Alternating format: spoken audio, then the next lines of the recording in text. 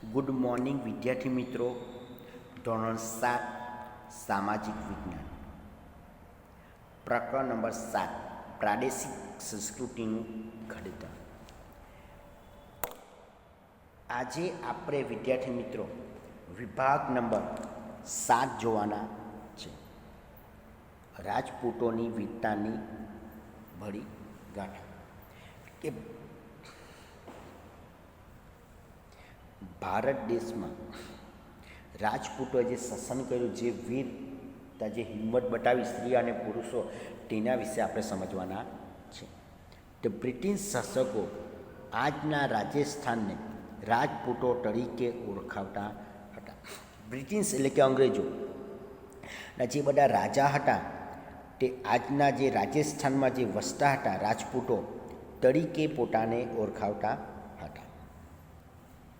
રાજપૂતોએ એટલે કે દરબાર રાજસ્થાનમાં એક વિશિષ્ટ સંસ્કૃતિનું તેને સર્જન કર્યું હતું. એટલે કે રાજપૂતોએ શું કર્યું? નવી સંસ્કૃતિની શરૂઆત કરી. રાજપૂતોની સંસ્કૃતિની પરંપરાઓ તેમજ તેમના આદર્શો તેમના વીરતા સાથે જોડાયેલી છે. એટલે એ લોકોની સંસ્કૃતિ, એ લોકોની પરંપરા, આદર્શો અને વીરતા, હિંમત એ સાથે શું છે? એની સંસ્કૃતિ સાથે જોડાયેલી છે.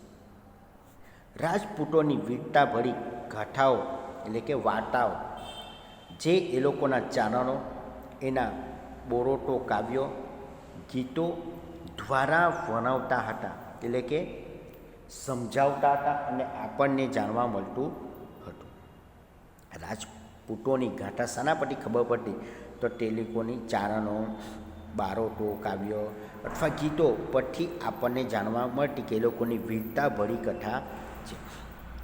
આ કથાઓમાં રાજપૂતોની શૂરવીરતા, હિંમત, સ્વામી ભક્તિ એટલે કે ભગવાન વિશેની ભક્તિ, મિત્રતા, સંબંધ, પ્રેમ, વીરતા, ક્રોધ, ગુસ્સો વગેરે તેમાં દર્શાવવામાં આવતા હતા.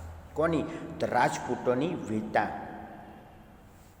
તેમાં આપણે જોઈએ વિદ્યાર્થી મિત્રો તો રાજપૂતાણીઓ એટલે કે સ્ત્રીઓ ગાય અને ધર્મો માટે પોતાના પ્રાણ નિછોવર કરી દેતી, એટલે કે આપી દેતી. શું કહે છે? ગાયને અને ધર્મને બચાવવા માટે અને પાળવા માટે પોતાના જાનનું પણ બલિદાન આપી દેતી હતી. એવી રાજપૂત સ્ત્રીઓ હતી.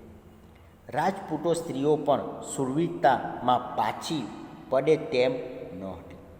એવી હિંમત હતી, ક્યારે લડવામાં, લશ્કરમાં પણ ક્યારેય પછાડી પડતી ન હતી. એવી હિંમત ભરી હતી.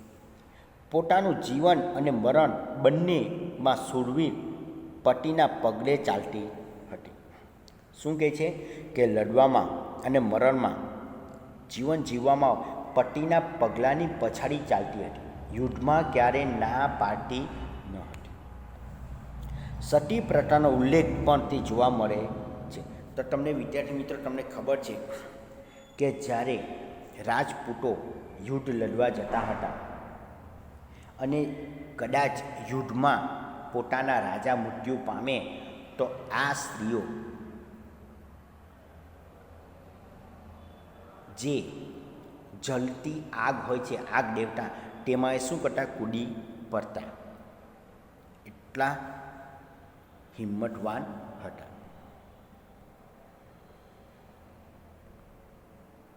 પીર. પીરનો અર્થ થાય છે માર્ગદર્શક. શું થાય?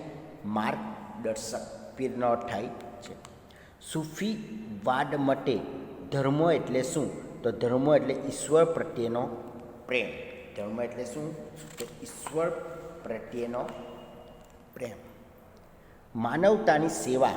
બીજું શું થાય? માનવતાની સેવા. આપણે એકબીજાની મદદ કરવી જોઈએ. સ્વામી વિવેકાનંદે કીધેલું હતું કે જન સેવા જ એ જ પ્રભુ સેવા. તમે માણસની સેવા કરો એટલે ભગવાનની સેવા બરાબર છે. સમયાંતરે સૂફી જુદા જુદા શિલા શ્રેણીમાં વહેંચાયેલા ગયા હતા. એટલે તમને ખબર છે કે જે વિવિધ પ્રકારના આંદોલન થયા. શા માટે? તો જે સમાજમાં રહેતા વ્યક્તિ ધર્મો છોડી જતા હતા તે ધર્મને પાછા વાળવા માટે. તેમ દરેક સિલસિલામાં પીર એટલે કે માર્ગદર્શક રહેતા હતા, જેવા કે રાજા રામ મોહન રાય, સ્વામી વિવેકાનંદ, મીરાબાઈ. આ બધા સંતો અને માર્ગદર્શકથી આપણા દેશમાં પાછા આવતા થયા. જે માર્ગદર્શકને આપણે કયા નામે ઓળખાય તો ખ્વાજા કે શેખ તરીકે ઓળખવામાં આવે છે. યાદ રાખજો વિદ્યાર્થી મિત્રો, જે પીર છે એનો અર્થ થાય માર્ગદર્શક. તો આ માર્ગદર્શકને કયા નામે ઓળખાય તો ખ્વાજા કે શીખ નામે ઓળખાય છે. પીરના શિષ્યો કોણ હતા તો પીરના શિષ્યોને મુરીદ કહેવામાં આવતા હતા. યાદ રાખજો વિદ્યાર્થી, મોસ્ટ ઇમ્પોર્ટન્ટ ખાલી જગ્યા. પીરના શિષ્યો કયા નામે ઓળખાતા તો મુરીદ નામે ઓળખાતા હતા. ભારતીય પીર પરંપરામાં સંકળાયેલું અગણ્ય સૂફી સંતોમાં અજમેરના પ્રસિદ્ધ સૂફી સંત મોઇનુદ્દીન ચિશ્તીનો સમાવેશ થાય છે. એટલે કે કહે છે કે સૂફી સંતોમાં જે ભારતીય પીર પરંપરા છે ના મહાન સંત કોણ હતા તો મોઇનુદ્દીન ચિશ્તી હતા. તેને ભારતીય ચિશ્તી સંપ્રદાયની શરૂઆત કરી હતી. તમને ખબર છે ચિશ્તી સમાજ, આ એની શરૂઆત કરનાર કોણ હતા તો પીર સમાજના હતા મોઇનુદ્દીન ચિશ્તી, જેને આ સમાજની શરૂઆત કરી. તેઓ ખાજા અને ઓલિયાથી પ્રચલિત થઈ ગયા. આ જે મોઇનુદ્દીન ચિશ્તી છે તે શાનાથી પ્રચલિત થયા તો ખ્વાજા એટલે કે માર્ગદર્શકથી, અને ઓલિયાથી પ્રચલિત થઈ ગયા. ગુજરાતમાં અહમદ ખટ્ટુ, ગજબખ્શ જેવા મહાન પીર તરીકે જાણીતા થયા હતા. કોણ તો મોઇનુદ્દીન ચિશ્તી. આપણા ગુજરાતમાં તે અહમદ ખટ્ટુ, ગજબખ્શ એમ એ મહાન પીર તરીકે જાણીતા થયા, એટલે આપણા ગુજરાતમાં હતા. હવે આપણે જોવાના છે પાળિયા. તો વિદ્યાર્થી મિત્રો, પાળિયા કોને કહેવાય છે તો જે વ્યક્તિ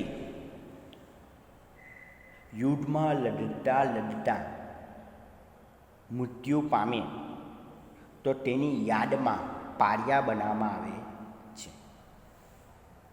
દુશ્મનો સામે પાર થઈ ઊભા, એટલે કે દુશ્મનો સામે થાંભલાની જેમ ઊભા રહેવા, યુદ્ધ કે લડાઈમાં ખંપી જનારા વીર શહીદોની યાદમાં જે સ્મારક કે ખાંભી કે થાંભલી બનાવવામાં આવે છે તેને આપણે પાળિયા કહેવામાં આવે છે.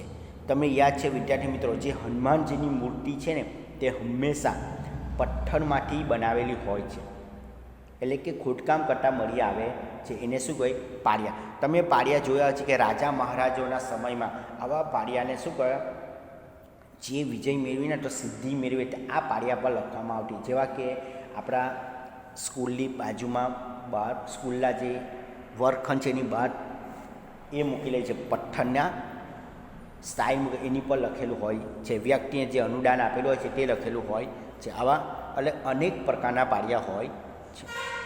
જે સ્ત્રીઓ જાહેર કર્યું હોય કે સતી થઈ હોય તો તેમના પણ પાળિયા બનાવવામાં આવે છે, જેને પાળિયાને સતીના પાળિયા તરીકે ઓળખવામાં આવે છે.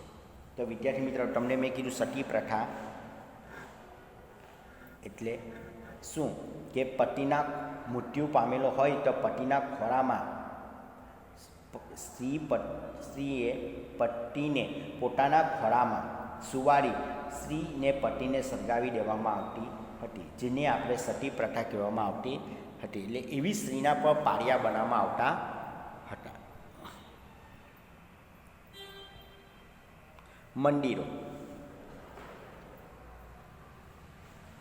ભારતીય મંદિર સ્થાપત્યની શરૂઆત મૌર્ય કાળથી થઈ હતી.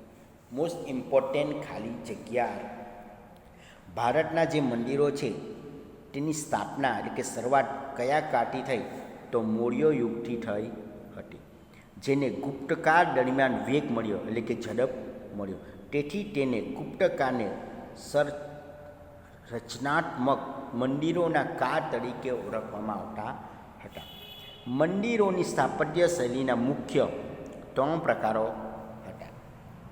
એટલે વિદ્યાર્થી મિત્રો, આ મંદિરો 3 પ્રકારમાં બનાવવામાં આવતા હતા. આ મંદિરો કેટલા પ્રકારમાં બનાવવામાં આવતા? તો 3 પ્રકારોમાં આ મંદિરો બનાવવામાં આવતા હતા. તો નાગર શૈલીમાં, દ્રવિડ શૈલીમાં અને વેસર શૈલીમાં આ મંદિરો બનાવવામાં આવતા હતા. તો વિદ્યાર્થી મિત્રો, આપણે આ જગન્નાથ મંદિર છે જે ઓડિશા રાજ્યમાં આવેલું છે, જે ભારતના પૂર્વ બાજુ છે, પુરી જિલ્લામાં છે. કયા જિલ્લામાં? તો પુરી જિલ્લામાં આવેલું છે. તો નાગર શૈલી વિશે આપણે થોડું સમજી લઈએ. તો ઈસવીસન 5મી સદી પછી ભારતના ઉત્તર ભાગમાં, એટલે કે હિમાલયમાં, જે જમ્મુ કાશ્મીરની નીચે છે હિમાલયથી માંડીને વિંધ્ય એટલે કે સાપુતારાની પર્વતમાળા સુધી જે મંદિર સ્થાપ્યાની શરૂઆત થઈ તે આ શૈલીનો વિકાસ છે. કઈ શૈલીનો? તો નાગર શૈલીનો વિકાસ છે. 5મી સદીમાં શરૂઆત થયેલા હતા નાગર શૈલીના મંદિરો, અને હિમાલયથી માંડીને જે વિંધ્યાચલની જે પર્વતમાળા છે ત્યાં સુધી આ શૈલીનો વિકાસ થયો છે. કઈ શૈલીનો? તો નાગર શૈલીનો વિકાસ થયો છે. તો આ મંદિરો સામાન્ય રીતે પંચાયતન શૈલીમાં બનાવવામાં આવેલા છે, કે ઈંડા આકાર. તમે જોવો છો વિદ્યાર્થી મિત્રો, આ ઈંડા આકારમાં મંદિરો બનાવવામાં આવેલા છે. નાગર શૈલીના મંદિરો કયા આકારમાં બનાવવામાં આવતા હતા? તો પંચાયતન શૈલી અથવા ઈંડાકાર શિખરવાળા. આ શિખર કેવા છે? ઈંડાકાર શિખરવાળા જે બનાવવામાં આવતા હતા. આ શૈલીના મંદિરો ક્યાં ક્યાં છે? તો જગન્નાથ મંદિર જે પુરી એટલે કે ઓડિશામાં છે, કોણાર્કમાં આવેલ છે, અને સૂર્ય મંદિર જે આપણા ગુજરાતમાં મોઢેરામાં આવેલું છે, તેમજ ખજુરાનું મંદિર મહાદેવનું જે મધ્યપ્રદેશમાં આવેલું છે. એટલે આ મંદિરોનો ત્યાં સમાવેશ થાય છે. એટલે વિદ્યાર્થી મિત્રો, નાગર શૈલીમાં બનાવેલા મંદિરો કયા કયા રાજ્યોમાં આવેલા છે? તો ઓડિશામાં, ગુજરાતમાં, મધ્યપ્રદેશમાં વગેરે આવેલું છે. એટલે જગન્નાથનું મંદિર પુરીમાં એટલે કે ઓડિશામાં, એટલે કોણાર્કનું સૂર્ય મંદિર ઓડિશામાં આવેલ છે. પછી બીજું સૂર્ય મંદિર મોઢેરામાં આવેલ છે ગુજરાતનું, અને ખજરાનું મંદિર જે મહાદેવનું છે, શંકર ભગવાનનું, જે મધ્યપ્રદેશમાં આવેલું